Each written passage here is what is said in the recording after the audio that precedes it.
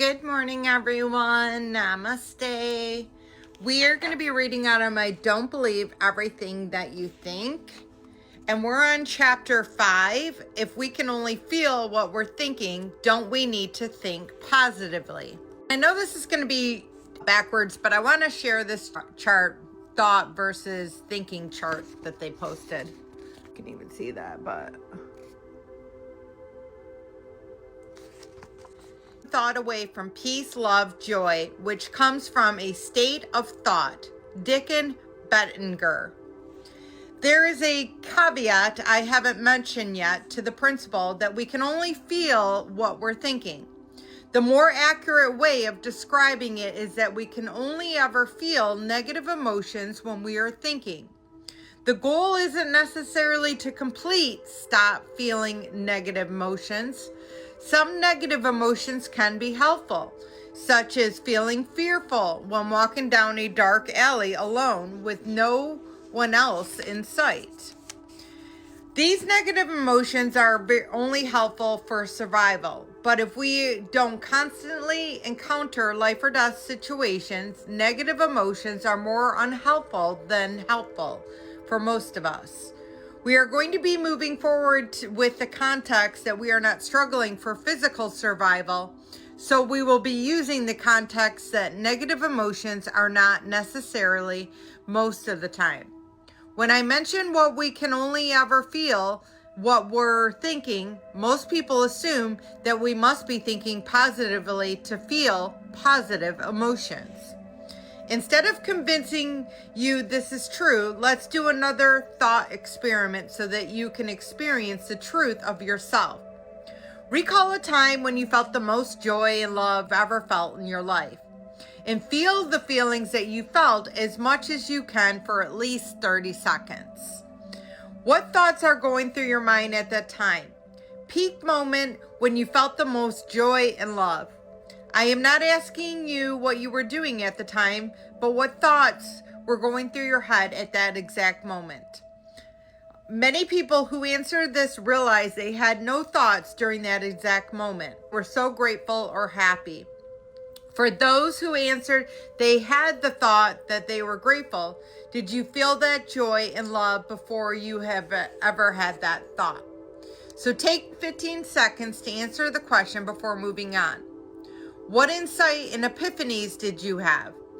What's surprising is the most people didn't have any or thoughts going through their mind when they felt the happiest and the most amount of love in their lives. Those who had the thoughts that they were grateful felt that they were before having that thought. After they felt the feeling, so the thought could not have produced the emotion.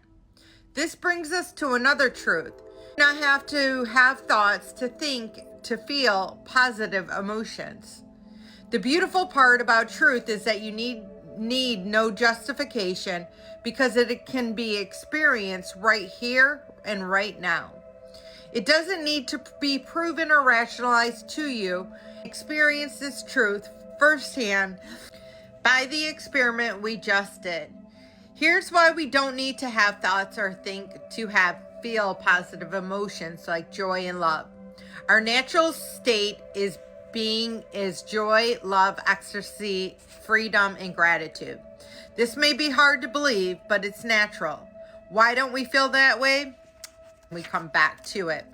But that's something I do with my Reiki clients when I'm putting them into so that I can do Reiki on them.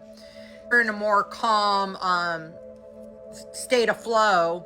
Like even when I channel, that's why I always look down. I actually look at pyramids when I channel. But when I do Reiki, I do the same thing. Not always necessarily. When I'm doing a Reiki session, I always find a point in the wall and I stare at it. Because that gets me into the flow of that universal flow with God. It allows me to be in that bliss state. I always have my clients close their eyes, and you can do this with me right now. Go ahead and close your eyes. Go to a place that is just so beautiful in your mind. I'm going to let you find it. Once you find that beautiful place, really just imagine like everything that's going on there. Water, you hearing the water, you hearing the birds, the elements, whatever it is that you are thinking of in a state of bliss. You can really kind of do that anywhere that you are. Come back and rebalance yourself. Also placing your hands on your heart and just saying, I am. That's a great way to really rebalance you back with the divine, because anytime you're out of alignment with God, the divine, is when you are going to be in the ego, in those, egoic thoughts, which can lead to negative thinking and all those anxiety. Also, living in the now is going to be the most important thing. Not worrying about 5 minutes from now, not worrying about 5 minutes, living it in the now. Bashar really preaches that. But that's somebody who I used to struggle with anxiety and depression and all that. And it was a way that I really kind of retrained my brain. We're not going to worry about next week. We're going to worry about this second. So I hope this helps. I love you all. Have a blessed day and namaste.